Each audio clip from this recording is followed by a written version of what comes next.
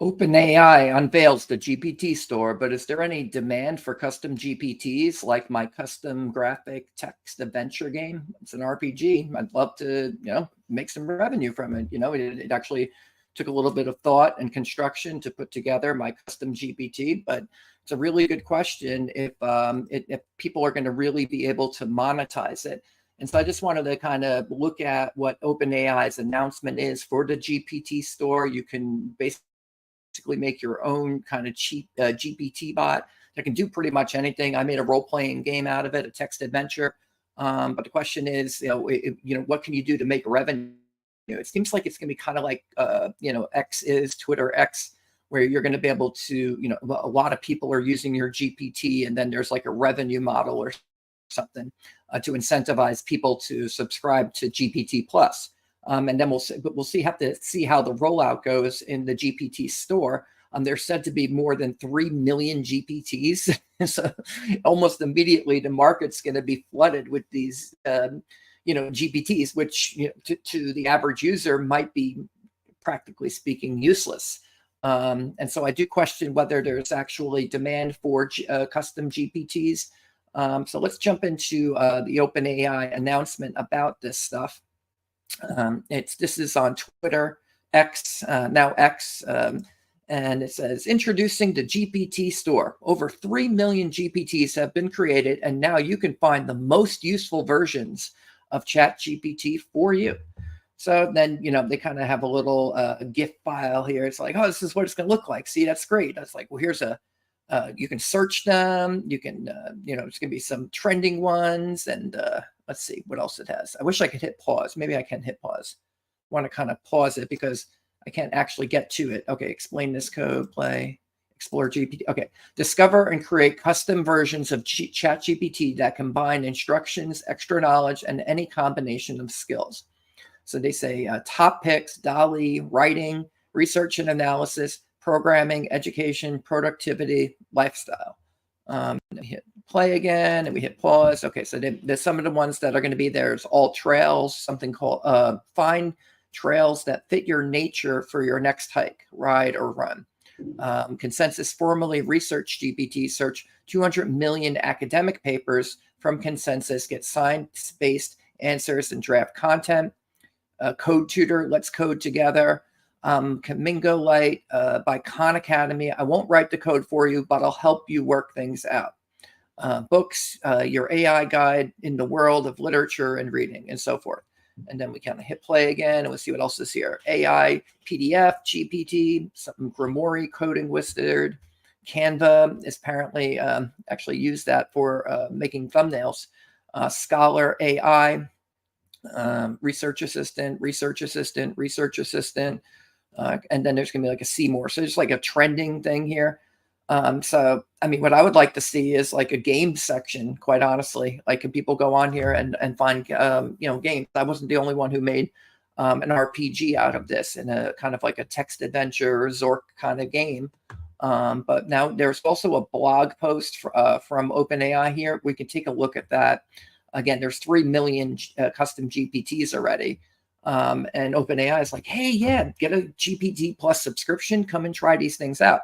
And I'm sure they're pretty good, actually. I find it to be a fairly useful tool. Introducing the GPT store. We're launching the GPT store to help you find useful and popular custom versions of ChatGPT. And they say it's useful, but the question is, will users find it useful? Let's see, we can zoom in a little here, zoom out. Okay, this makes it easier. It's been over 2 months since we announced GPTs, and users have already created over 3 million custom versions of ChatGPT. Many builders have shared their GPTs for others to use. Today, we are rolling out the GPT store to GPT Plus team and enterprise users so you can find useful and popular GPTs. Discover what's trending in the store. The store features a diverse range of GPTs developed by our partners and the community. Browse popular and trending GPTs on the community leaderboard with categories like DALL-E, writing, research, programming, education, and lifestyle. New featured GPTs every week. We will also highlight useful and impactful GPTs. Some of our first featured GPTs include personalized trail recommendations, search and synthesize results using consensus, coding skills, code tutor, Canva, design presentations, and social posts. Find your next read with books. And then learn math and science anytime, anywhere with CK12 Flexi AI Tutor. Include your GPT in the store. So this is if you want to actually save it. You have to get a GPT Plus subscription, and then you can make your GPTs. And then you would just make it when you save it. You have to provide instructions.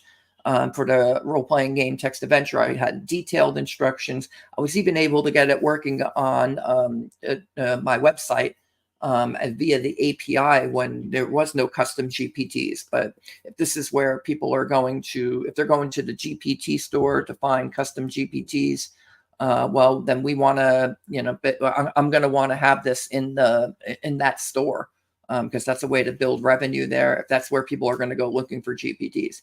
Now, I had done more custom coding. In fact, ChatGPT was very helpful in creating code. It's super good at JavaScript and so forth. You can actually use it to make websites and make useful applications on your websites that work. And so I wanted to see if I can make an RPG with the rules built into the JavaScript. And so it's a bit more sophisticated. And but the GPT-4 is so darn good. It can do graphics into the game, and it seems to be able to kind of keep track of it. I mean, it's kind of keeping track of the game's coordinates and what room you're in.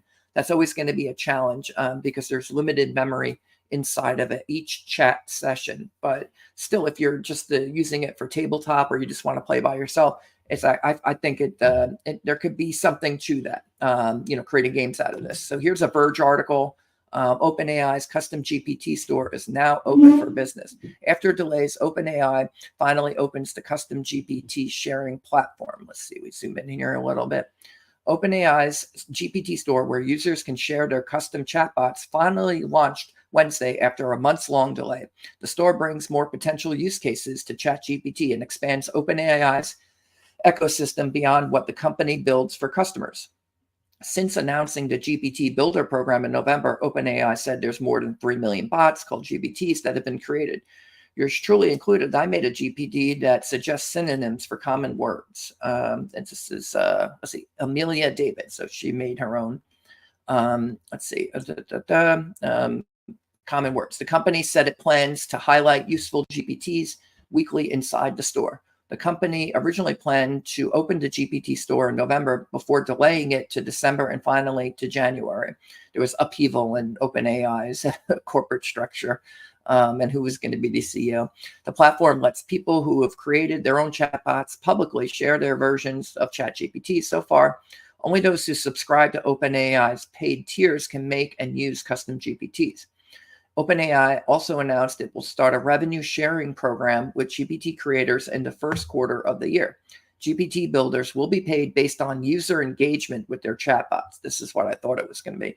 But the company hasn't shared specifics yet on what that looks like in practice. So basically, once again, you can make something cool. You can launch a crowdfunding project or your own website.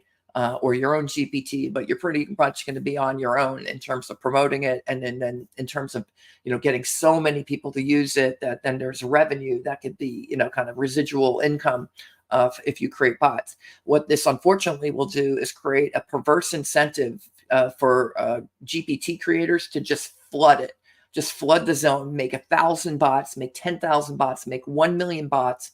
And just keep on making new ones, and that way they appear in the GPT store in the hopes that somebody will stumble into them. And even if only 10 people are using each one of them, somehow it scales to making revenue. You'll see a lot of people or companies or kind of whatever organizations that will make as many YouTube channels as possible to be monetized so that they can all be earning revenue simultaneously. or you'll see media or holding companies will do this as well. So you don't make that much money on, say you have a news website.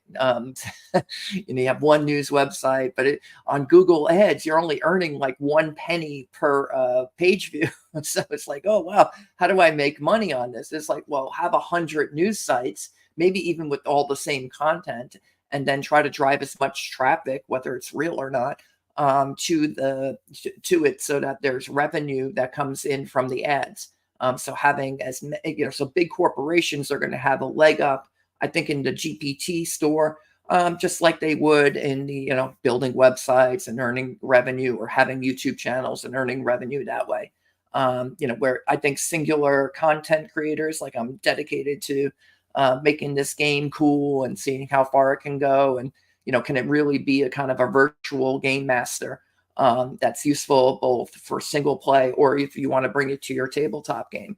I think that'll be interesting. But this revenue sharing model, it's like, oh, I was kind of hoping that people would be able to sell the GPTs, and that you could kind of like you go to the Apple store and it's like, oh, play this game, and then they could just download it or something. I wish it was a bit more integrated like that. Because then people could make sales from the GPTs. Instead, they're saying, oh, just log in, get our paid subscription. So the app that they want to sell is their GPT Plus. And maybe they'll, over time, they'll come up with like, oh, you want to put this onto the Apple store or something like that. It's probably going to be like, I should keep on making my website, with the kind of custom JavaScript and that sort of thing, because I could eventually turn that into an app and then maybe sell that in the store. The problem is the API is actually pretty expensive to be used. But let's keep reading here. Ahead of the store's opening, OpenAI said it established a new review system to ensure custom GPTs meet its brand guidelines and usage policies. It also updated how to report GPT users to how to report GPTs users find harmful and unsafe. So this is another probably a very not so good thing. So say somebody's GPT becomes really popular and they're earning revenue, but then it gets targeted by people who are political radicals or something. They're like, oh, we don't like Robert. We don't like Robert's politics. Oh, let's it report his GPT so he can never use it again. As if I wasn't, spending a lot of time developing on this platform. I'm a paid, I'm using the API. I'm a paid customer. It's like, oh, wow, they can just knock out your GPTs. It's like going on Kickstarter and launching Jawbreakers or something. And it's like, oh, if it's successful, they're going to take you down. The GPT store will roll out to users of ChatGPT Plus and Enterprise, along with subscribers in a new tier called Team.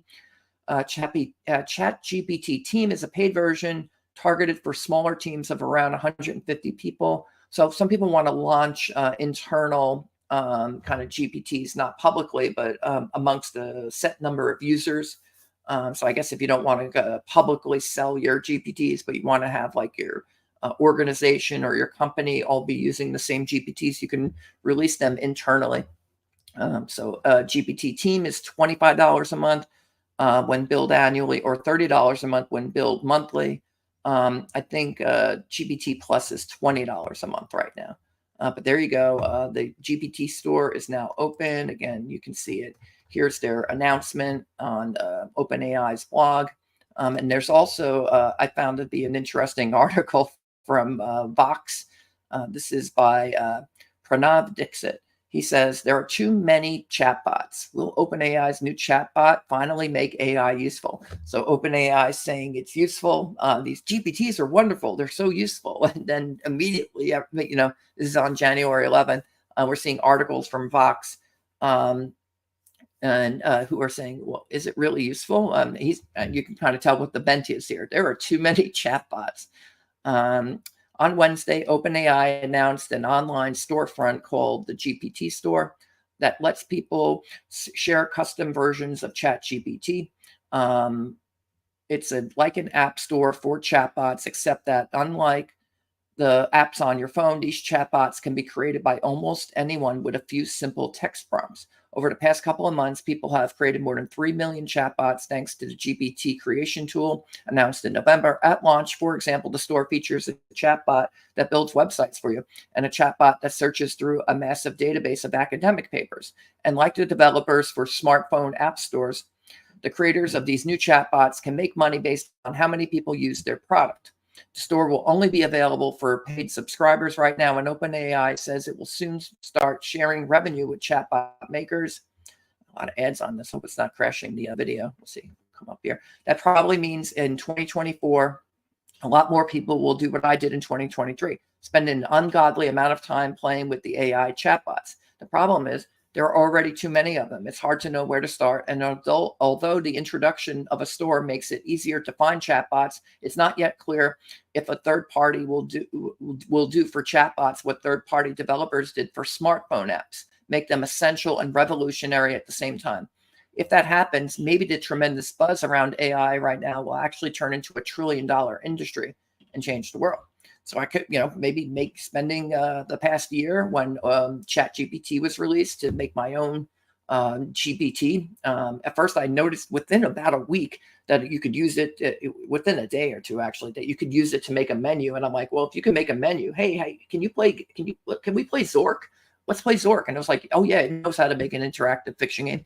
And so my prompt get longer and kept getting longer and longer and longer until I could, kind of customize the rules of it so that basically you have to test it out. It's like you create a prompt and then you test it and you say, oh, it does this. I don't like this behavior. So you can give it negative instructions as well, saying, don't do this, do that instead, with how your game's going to function or whatever type of bot that you happen to be making. It's an interesting process. And within about a week, I managed to get it to be, basically a fully functional text adventure game.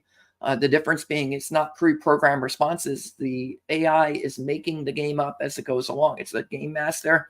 And you can, basically plug in your own story of any variety. I mean, I prefer my, I'm trying Children of the Grave, my fantasy. It's a role-playing game. It was originally it was released under the D20 system license back in the early 2000s. We only made one book. It wasn't very popular. And, I went and did something else, but the story's still there. The world's still there. And I've been, slowly over the past couple of decades, writing bits and pieces of it. So that, if I ever wanted to make a graphic novel or something like that, I would have, there's a lot for me to delve into with Children of the Grave, and dropping it into the GPT seemed like the right thing to do, and maybe a good way to have a brochure for the game. My own experience trying to get chatbots highlights the confusion as well. Back to the Vox article. I started out with ChatGPT trying to amuse myself by getting the multi-billion-dollar bot to write poetry. Smutty poetry. Then Microsoft added GPT to Bing to let it browse the web, causing me to change my default search engine, Google, for the first time in my life. Then Google launched Bard, its own chatbot, so I switched back. From there, the list of chatbots keeps growing. I spent hours discussing fascism with a chatbot, likeness of Indian Prime Minister Narendra Modi on Character AI, a chatbot startup founded by former Google employees, and pouring my insecurities and deep, dark secrets into the patient ears of Pi, a friendly personal assistant created by Inflection AI during a brutal summer of job hunting. Xclaud, a chatbot on Anthropic, a startup founded by former OpenAI employees, to analyze my resume and suggest improvements. It did a solid job. And searched the web with Perplexity, a slick little chatbot that wants to be the next Google. With meta-stuffed AI-powered chatbots in WhatsApp, Instagram, and Messenger, I used them to compose cheesy goodnight poems for my partner. I even coughed up $16 a week to access Grok, Elon Musk's ChatGPT competitor trained on data from X, formerly Twitter, which promptly analyzed my tweets and roasted me. You're not a journalist. You're a hack, a glorified tech blogger. Yeah, Grok's pretty fun. I'm gonna show you that the prompt actually works pretty well in Grok as well. I don't know if they have as much resources, but it's Grok is getting better over time, just like ChatGPT has evolved over time. For those who believe generative AI will be transformative, the chaotic world of chatbots presents a problem. Chatbots are the most obvious application of generative generative AI technology and powerful large language models, or LLMs, that power modern day generative AI are making chatbots more sophisticated than ever. However, it's still not clear if chatbots themselves are generative AI killer apps. And if they are, it's not clear what they're really good for, other than streamlining customer service interactions. The fact that we're drowning in chatbots isn't making it any easier for the general public to know what to do with this new technology. Noah, I'm going to not pronounce this for the Jean Syracuse, associate professor of mathematics and data science at Bentley University, and author of How Algorithms Work and Prevent Fake News, Exploring the Impacts of Social Media, GPT, and More, told me it wasn't the number of chatbots that was the problem, it was the amount of money flowing into them. So many of the, Jean Syracuse says, so many of these chatbots are the entire product of some AI company, and often that company has a valuation of billions of dollars, or $1 billion, he says. I don't know if there are too many chatbots. I think there's too much money going to companies, but all they're doing is producing chatbots. Indeed, companies that make chatbots have been raising money at an alarming rate lately. And why would it be alarming? I mean, it's investment and research and development. There's nothing alarming about it. It's like, but Jean Syracuse says, there's too much money going into this. We need to allocate our resources a little bit better. This is what happens when you have a bubble. Everyone will go try to do the same thing. So you have a bubble of chatbots right now. I think that's so maybe kind of from Ludwig von Mises would say there's a misallocation of resources going on here. He's the economist at the Mises Institute. We'll talk a lot about bubbles, economic bubbles, and misallocation of resources, and then everyone does the same thing, and then kind of like the tulip mania of the Middle Ages, and then the prices go up, or the housing bubble in the 2000s, the prices go up, and then everything crashes at the end. And with the last people who bought holding the bag as negative equity, crashed the U.S. economy in 2008 and 2009. Indeed, companies that make chatbots have been raising money in what is widely considered to be a tough economic environment to do so. OpenAI, which Microsoft has already poured $13 billion into, is reportedly in early discussions to raise a fresh round of funding that would value the 7-year-old company above $100 billion. Anthropic is in talks to raise a $750 million funding round that would value it at up to $18 billion. And Character AI is in talks with Google about getting an investment. Last week, Perplexity raised $74 million from a host of investors, including Jeff Bezos, valuing the startup at $520 million. And on Tuesday, Adam D'Angelo, the CEO of Quora, announced a $75 million funding round from Andreessen Horowitz to grow its chatbot Poe, which aggregates other chatbots into one tool. Tech giants like Meta and Google, meanwhile, are reportedly spending tens of billions on AI already. What is still unclear, despite the funding frenzy, is whether any of these chatbots or any of those coming to OpenAI's new custom GPT store will attract users. This is what I'm saying. It's even less clear if they'll ultimately make any money. That's kind of what I'm worried about. Although it may be useful. So I have a computer game with this, a text adventure that tells the story, or a version of the story of the Children of the Grave World. Maybe if I launch my graphic novel and say, hey, you can play this game in the meantime. Here's a version of it that you can play.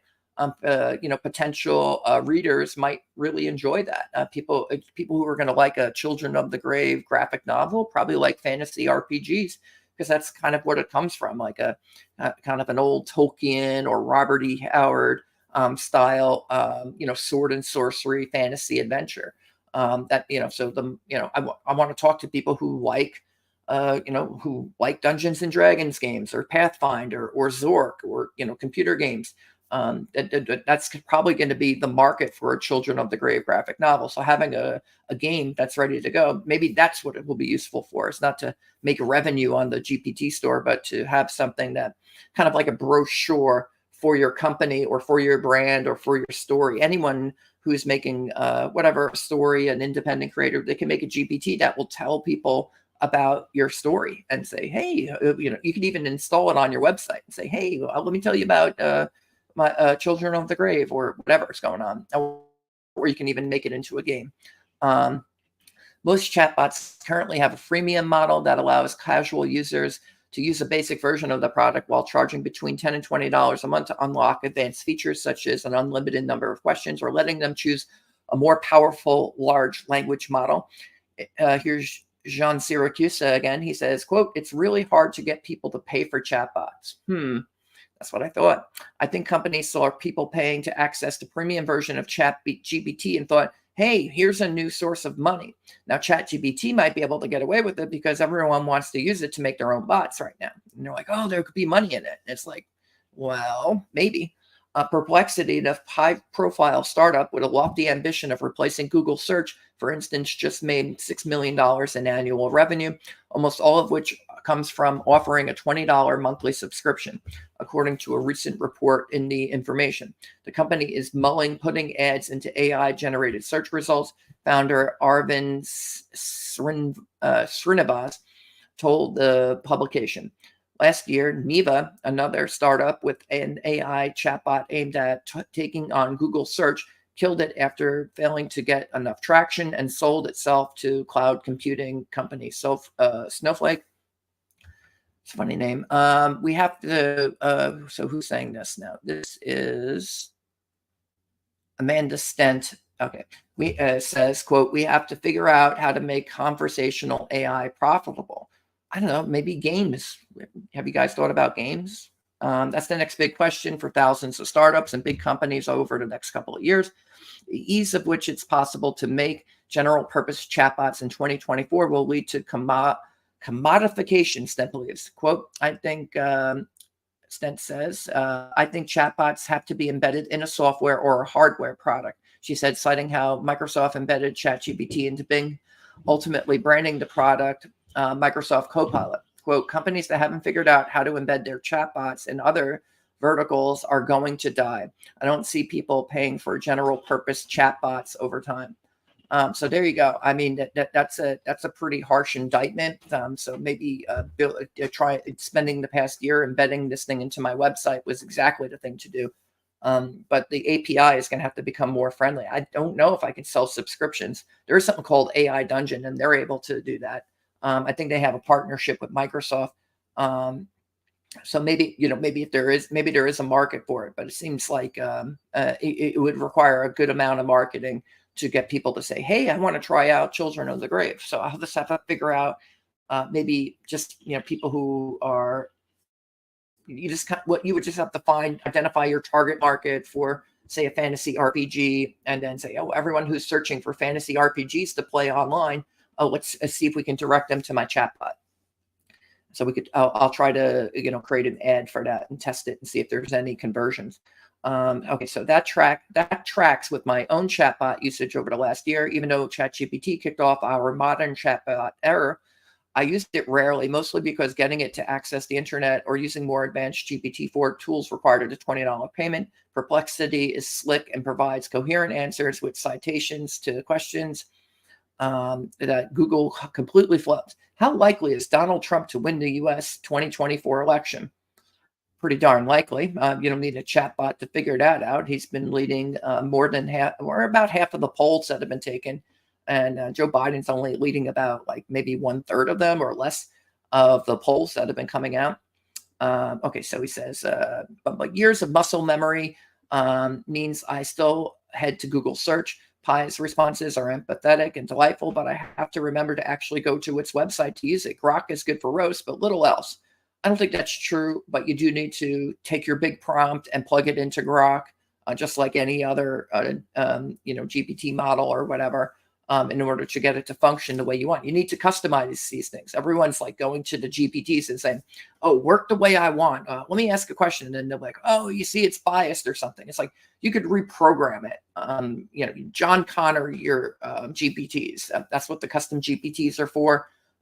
You can reprogram it to serve your bidding. It's like creating a little golem. That's going to, a wizard's creating a golem in their laboratory, and they're going to do what the wizard wants. It's like, oh, go get me some ingredients for my alchemy or something like that. In this case, I got it to make a computer game. Let's see. Grok's good for roast. And while having Meta AI chatbots embedded in WhatsApp, an app I use every single day, might sound useful, I've struggled to find reasons to actually use it while texting with someone. It doesn't help to generative AI systems continue to hallucinate. It's great for the game. I love it when it's hallucinating in the game. That's jargon for when AI confidently makes up something. Perfect for the game. Okay, maybe that's what it's good for. I stumbled into something it's actually useful for, giving me pause no matter which chatbot I use. But I did find that myself naturally gravitating toward was Bard, not because it was better than the others. It was in many cases notably worse, but because it was simply there whenever I use Google search. More importantly, Google lets you hook Bard into the company's other services like YouTube, Google Flights, and Google Maps, as well as your personal Gmail and Google Drive. Doing this makes Bard function like a true personal assistant that's aware of your data, your correspondence, your documents, and your flight tickets, among other things, and answer questions relevant to you. When I asked the bot which terminal my flight would take off from while coming back from vacation last month, Bard combed through my email, found the information on my flight ticket, and presented it to me in seconds. It's not always perfect, and when it does work, it feels like something a chatbot should have been able to do all along, something slightly closer to a killer app for AI. Here's Jean Siracusa again. Quote, chatbots that are successful won't exist in a vacuum. It'll be about how easy it is for them to become a personal assistant for you, which is why I think existing monopolies like Google will ultimately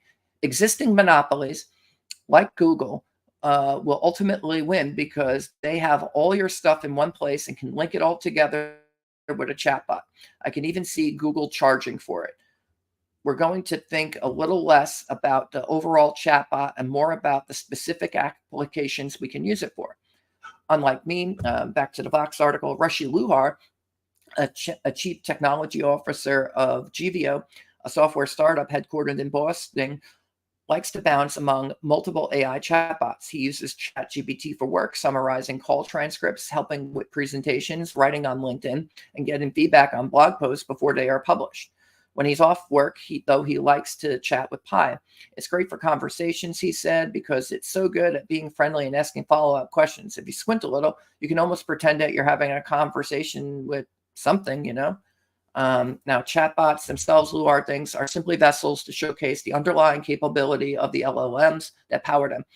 Quote, ultimately, we're going to move beyond the basic chatbot experience. The whole text-heavy thing is going to disappear as these things get more multimodal.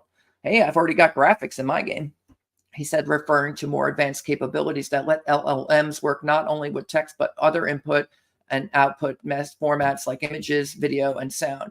And yeah, I think it could be like a holodeck. If it can create graphics and it can, display the world and it can explain the world, eventually you're going to be able to hook it up to a VR and, simulate the world. It's like, oh yeah, simulations are real. You can do them, and maybe a prompt like what I'm doing would be useful for that.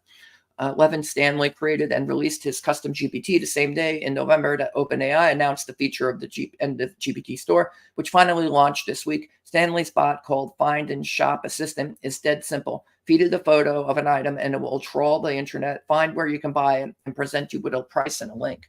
I created the whole thing in my iPhone's browser in about a minute or two, Stanley said. He's in Newfoundland, Canada. Quote, the system also generated a logo for my bot, a magnifying glass in front of a shopping bag on its own. So far, Stanley has used his own bot to find and buy a Lego set for his son and a Brooklyn brewery beer glass after clicking a picture of one with his phone.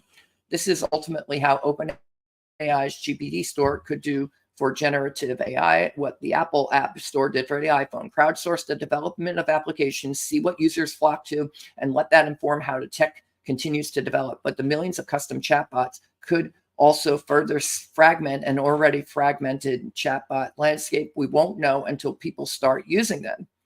I mean, yeah, you got to share your chatbots. It's like the idea you're going to be able to find these things in the store might be, unless they have really good categories. I hope they put a games category into the GPT store. Right now, we are really, really early in the chatbot life cycle. As long as the money continues to flow through the streets of Cerebral Valley, Everyone can cobble together a chatbot everyone who can cobble together a chatbot is going to do it. Here's Biraj Sheth, CEO of Gupshup. He says, quote, current chatbots are like cars.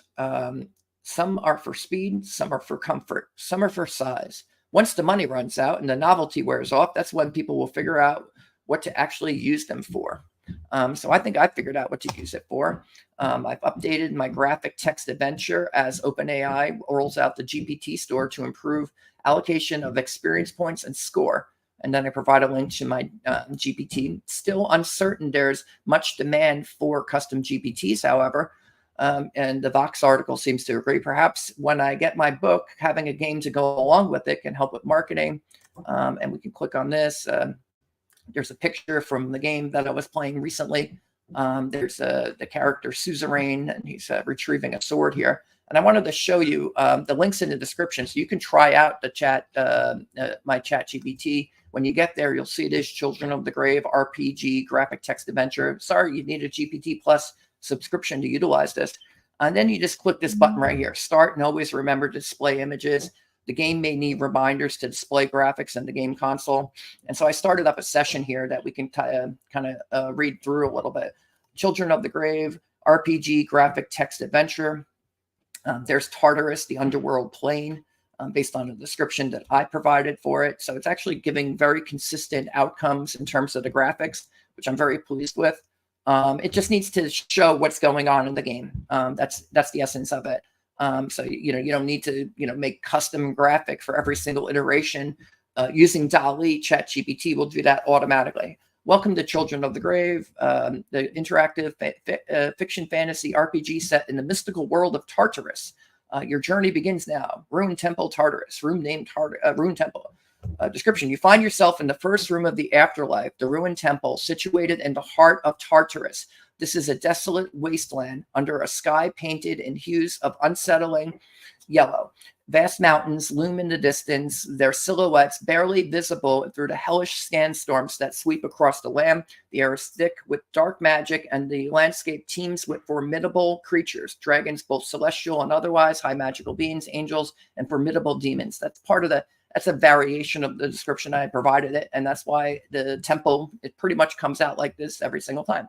It says, DALL-E says, oh yeah, and I'm telling it to kind of use an 8-bit style graphic. So that's like, make it look like a Commodore 64 or like Nintendo or something like that. It shouldn't be, don't give me one of these realistic looking paintings or something like that. Make it look like an old school computer game.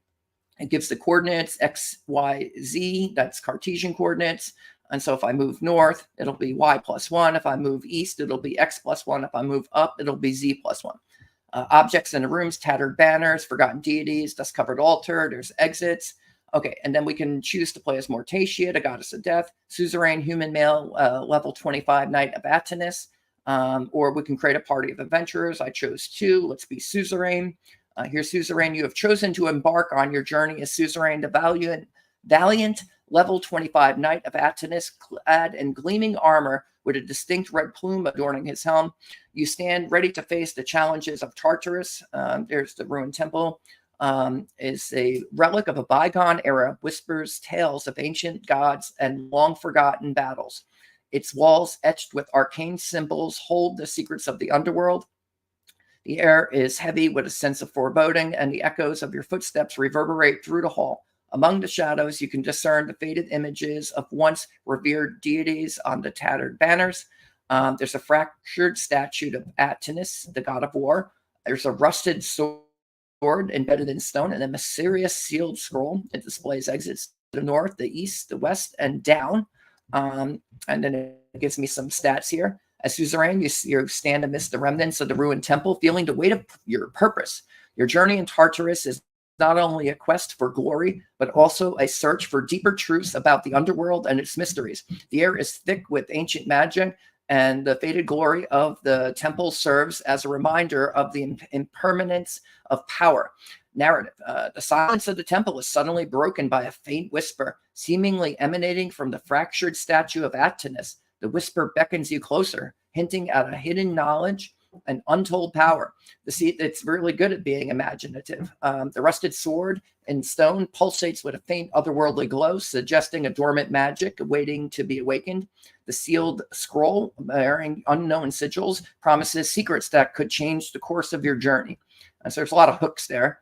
So I say, take the rusted sword, and I had to remind it to display images every turn, no matter what. So I had referenced that. The game may need reminders to display graphics and the game console. So if you're trying it out and it doesn't quite display the graphic, what you do is you would start to type it and it would only start doing text. You would stop it and then you would add, and don't forget to display images every turn, no matter what.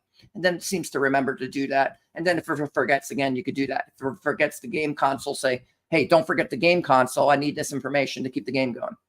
So far, it's working pretty good. Okay, so we take the rusted sword. With a resolute grip, you reach for the rusted sword embedded in stone. As your fingers wrap around the hilt, a surge of otherworldly energy courses through you. With a mighty heave, you pull the sword free. It's kind of like King Arthur here. It emits a faint otherworldly glow, pulsating with dormant power. This is no ordinary weapon. It holds secrets and strength from an age long past. So I guess we found an artifact in the game. Again, here we are in the ruined temple. It has the same description. We've gained 500 experience points. This is the modification I just made. So now we have 250,500 XP, and we got 10 points out of 1,000. Okay, and we've taken one turn. Okay, so as you hold the rusted sword, a sense of purpose fills your heart. This weapon, now in your possession, may be the key to unraveling the mysteries. Well, I don't know, it might come in handy to, slay some zombies or something. I don't know why it would be the key to unraveling the mysteries. The sealed scroll might have some information. So why don't we look at the sealed scroll? All right. So now we're going to test it out and show you what goes on with this. Let's see. We can examine the sealed scroll. Examine the sealed scroll. What does it say? Okay.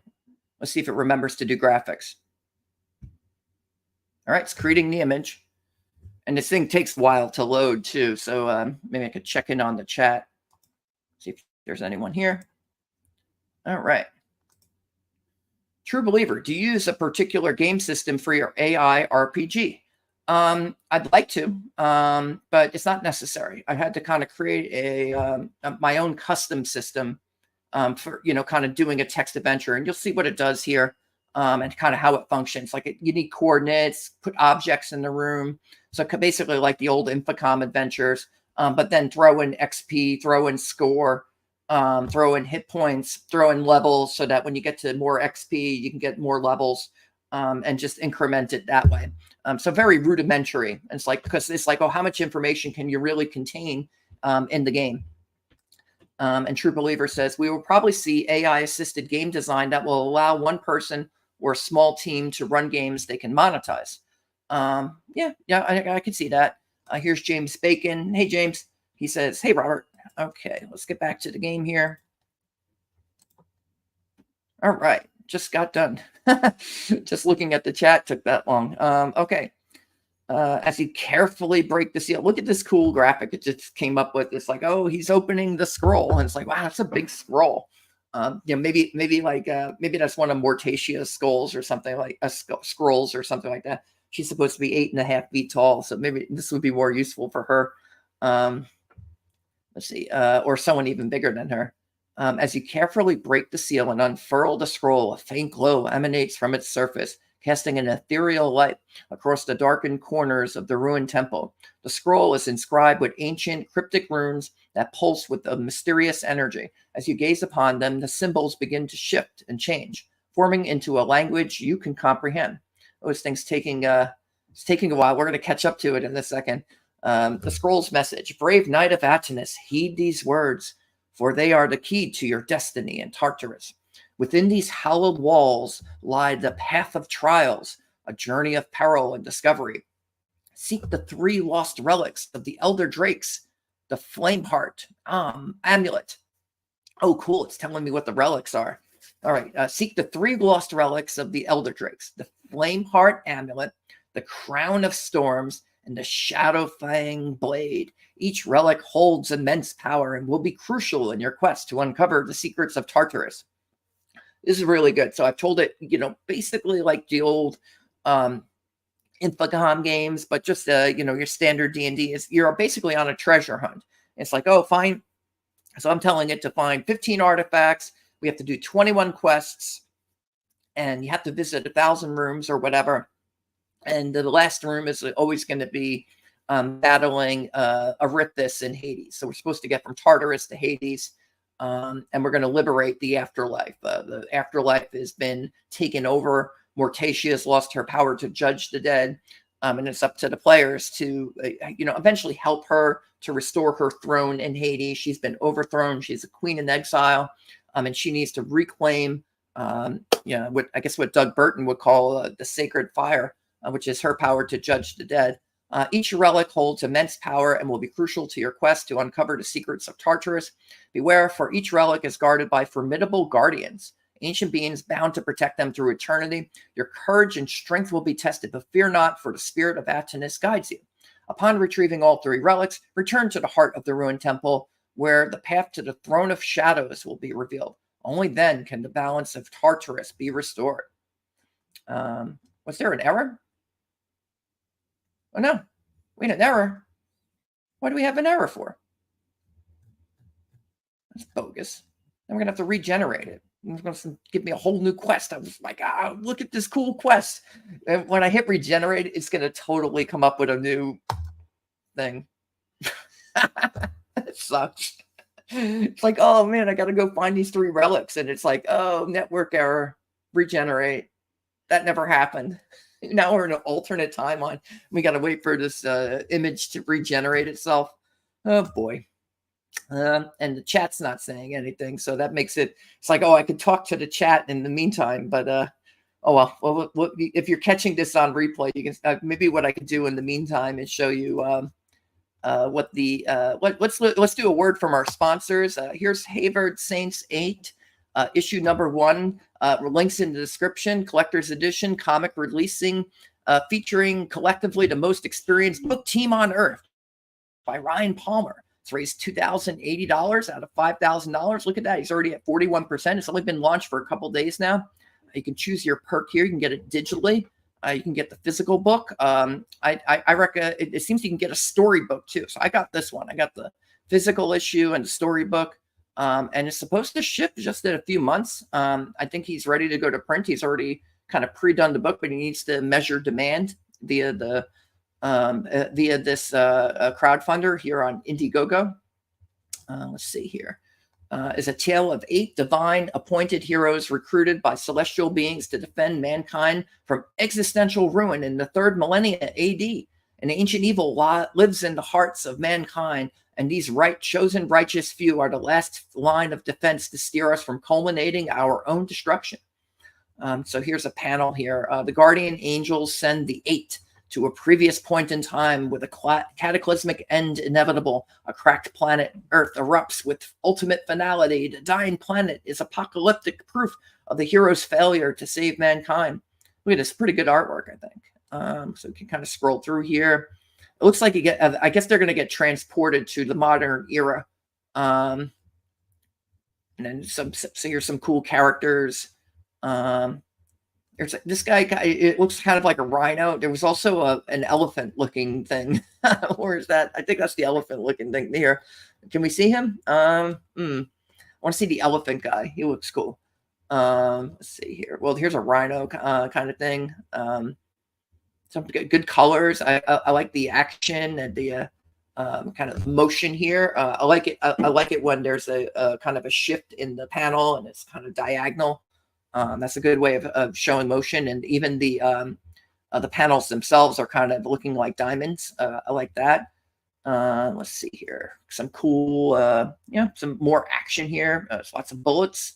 So we're gonna have some modern stuff, and so you got fantasy, you've got sci-fi. Here's robots. You got like mutant types of things here. Oh, here's the cover. There's that. Let's see. Can we zoom in there?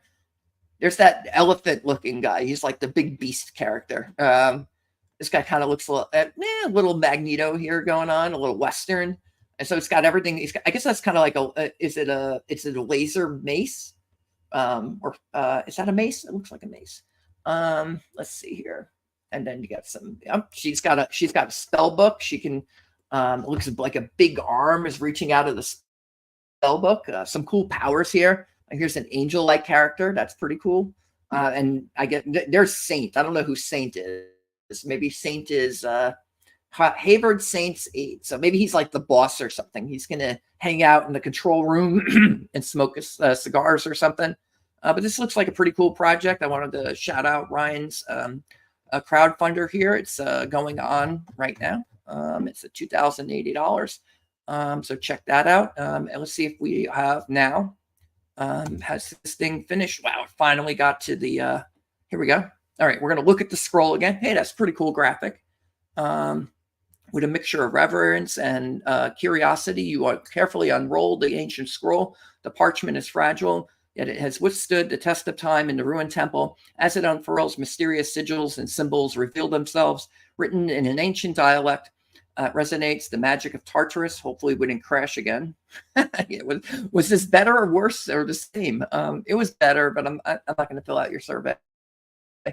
All right, looks like we got another 500 XP for examining the scroll. We got another 10 points for retrieving it. I need to tell it that you're not every single item you find is an artifact. Otherwise, it's only 21 artifacts. You find them in 21 moves and the game will be over. Or 15. Actually, it's only supposed to be 15 potential artifacts. So I need to tell it that you only get, if you just find a mundane item like a sword or a scroll, you get XP for that. And if you defeat one of the bosses, you complete one of the quests, or or you retrieve one of the artifacts, then you get score. So I probably need to create a menu of how to allocate score. Just say here's specifically what you do that for, and then here's items that you find that will just merely get you experience points. I just need to get it to see the difference between experience points and score. It seems to be using them synonymously right now, but at least they're allocating. That's progress. Okay, so mysterious sigils. Okay. Scroll speaks of a prophecy now. We had a quest for 3 relics. That was going to be awesome. Oh well, here's one. Here's a prophecy now. One that foretells the rise of a hero who will traverse the underworld to reclaim the lost throne of Hades. It speaks of trials, tributes. See, I told you there's a lost throne of Hades. Trials, tribulations, and the gathering of sacred artifacts. One passage stands out, quote, only through the unity of the living and the dead can the usurper be overthrown and balance restored. The hero, guided by the wisdom of Atlantis, shall bring light to the darkness and peace to the restless souls. I think that's more or less what I described. So it doesn't reveal the big bad. That's a Rithis. So it's going to hopefully seed that throughout the course of the game. The question is, can the game remember what happened in the first move and through every move? How do we structure the prompt to tell it to remember everything? What are the capacity limits for the OpenAI ChatGPT? Okay, so the scroll's words resonate with your very being. It feels as though destiny has chosen you to fulfill this ancient prophecy. The fractured statue of Atlantis seems to be a silent witness to your newfound purpose. So now we can just go north, east, west, or down. It still remembers where we are. Remembers so we should probably we can reflect on the prophecy. Let's just start moving around. We can go to the Whispering Corridor, the Hall of Echoes, the Chamber of Shadows, or descend into the unknown depths downward. Let's go to, what's that? Chamber of Shadows. Sounds kind of cool. We have our sword. We have the ancient scroll, so it's keeping our inventory. It's remembering our turns. This is all very important. So let's keep going here. We go west. And while that's loading, I'll show you what I was able to do via the. Let's see. We go here. We do F12. Oops.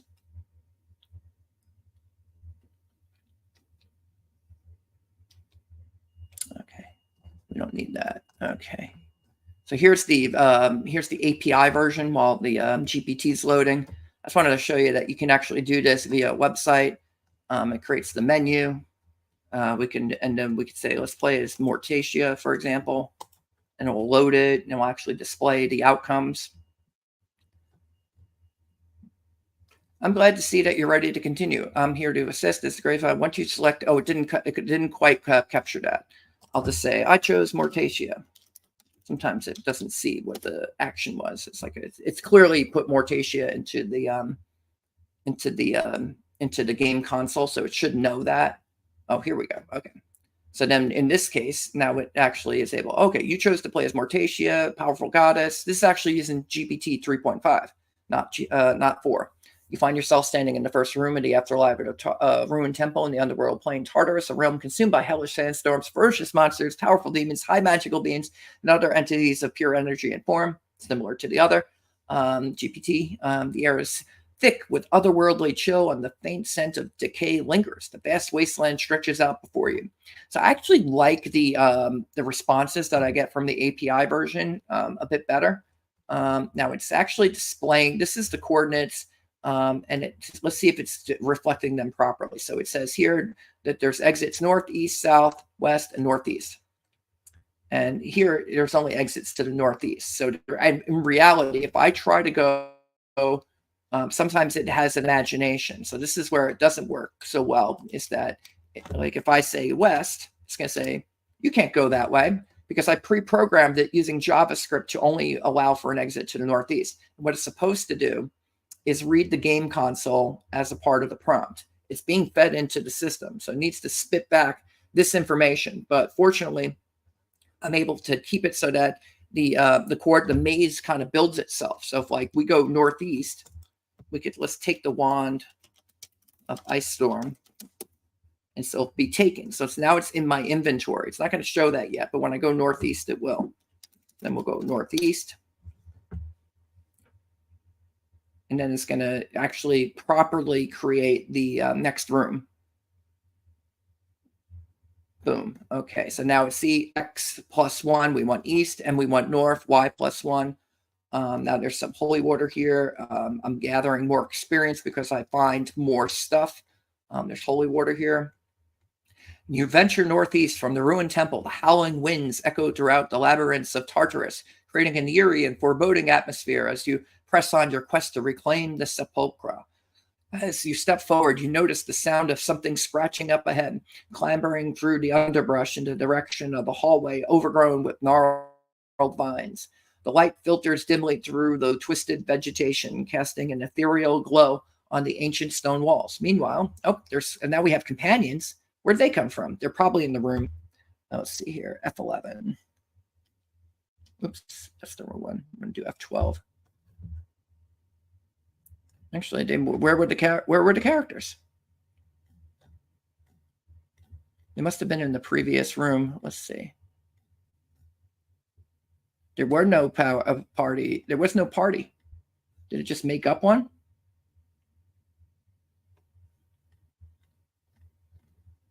That's interesting. Okay.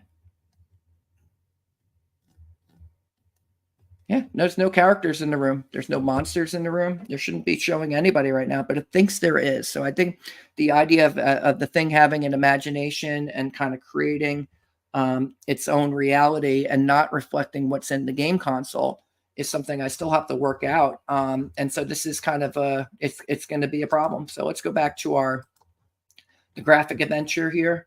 This is using GPT-4. I've also noticed that if I use the API version of GPT-4, it does work better, but it's also a lot more expensive. It's cheaper to play the game in here at $20 a month. If I try to run it through the API, the prompt's so long that it costs a lot more money.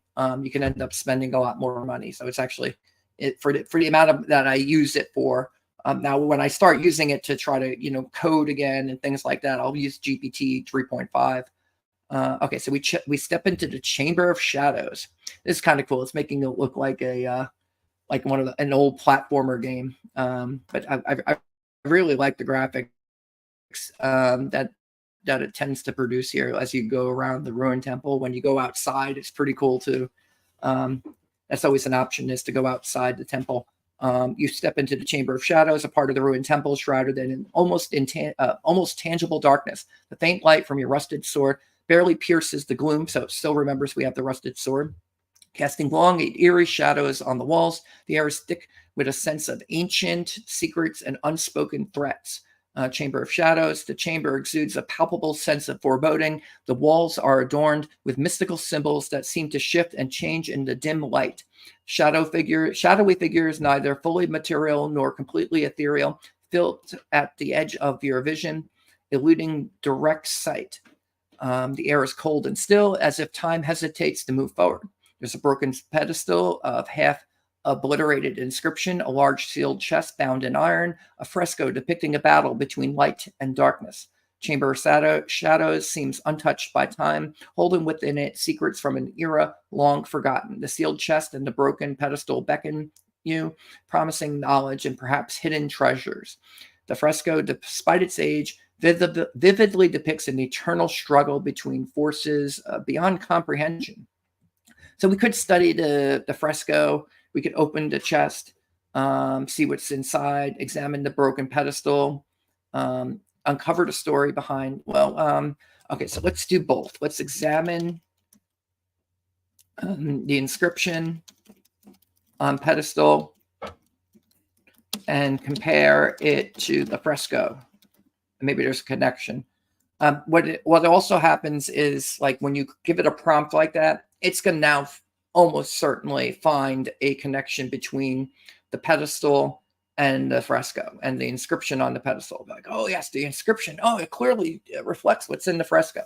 So it's very open to suggestion. That's both good and bad when you're doing things like interacting with characters and talking to them and asking questions. You can ask really leading questions of NPCs. Hey, that came out much quicker. All right, looks like it's speeding up a little, and that they were having some problems with their server capacity earlier. So here's Suzerain, and you're kind of getting fairly consistent imagery for him. I've kind of pre-programmed into the prompt a description of him. It's like, oh yeah, here's Suzerain. He's a knight of Atlantis, suit of armor. He's got he's got a red feather or whatever on his helmet, and so it kind of looks kind of Romanesque, which is totally appropriate for the setting. In the dim light of the Chamber of Shadows, you closely examine the broken pedestal. The inscription, though eroded and incomplete, bears an ancient script similar to the scroll.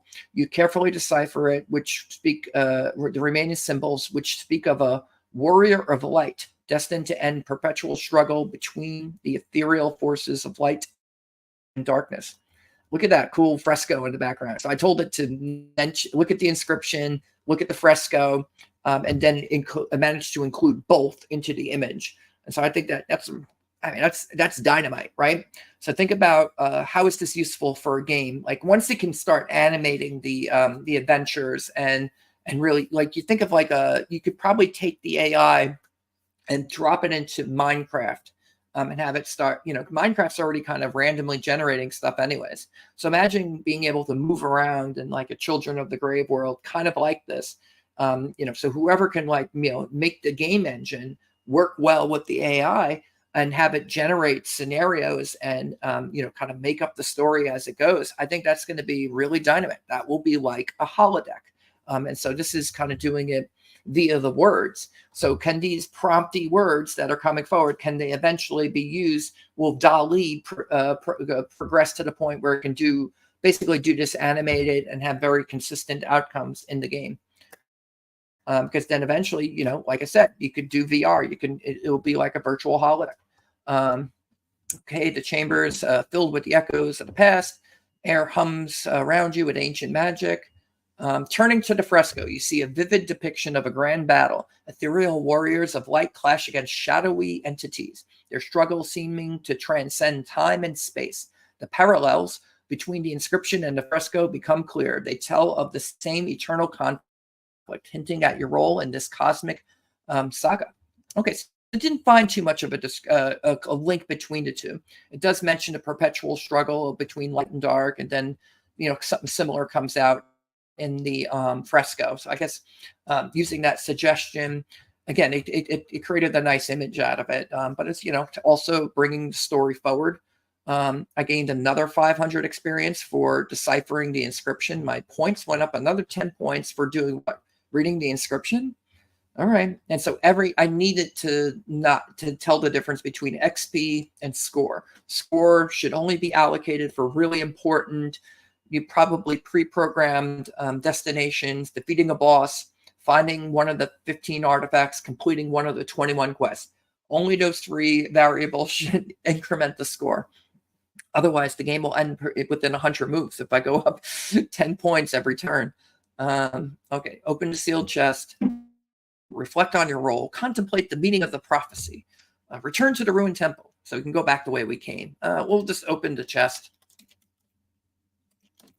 Use force. We're strong. Get some coffee here while the Commodore 64 loads. See how quick it is this time.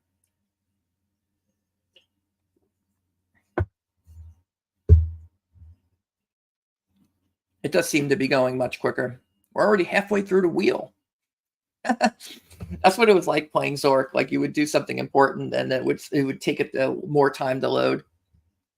Another sword? Oh, I get it. I used my sword. Look how big the sword got. It's ridiculous. These swords in RPGs nowadays. It's got 2 hilts though. You screwed up the sword there. That's all right.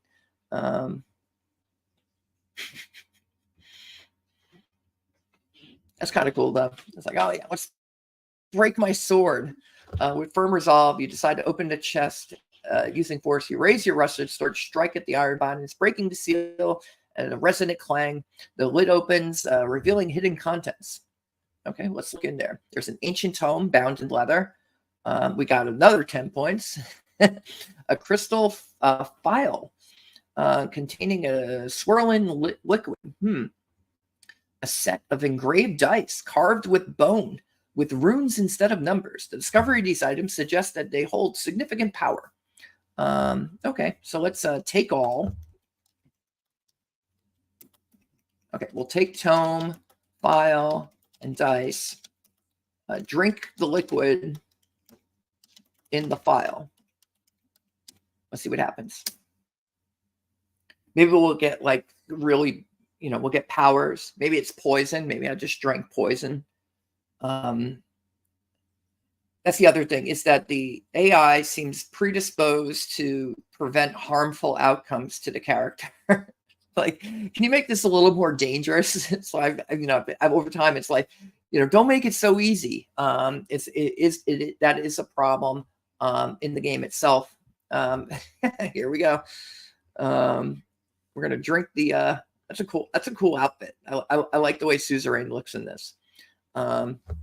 Gathering the ancient tome, the phial, and the engraved dice, you feel a sense of newfound power. Curiosity piqued. You uncork the phial and cautiously sip the liquid within. A potion flows through you, a warm sensation, invigorating your spirit and sharpening your senses.